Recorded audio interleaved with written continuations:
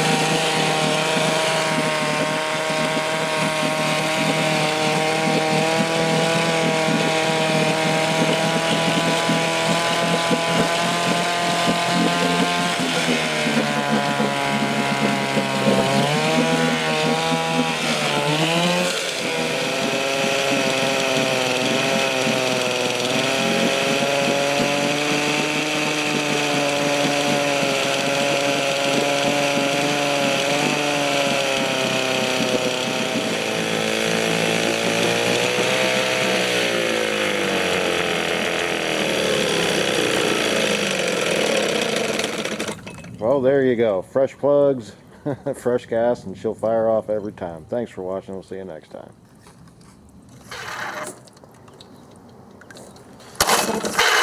Come on.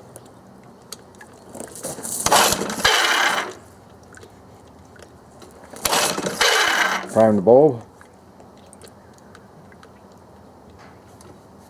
Blooper. Mm-hmm. Fuel hose in here plugged in. Yeah, it's gonna run real good that way.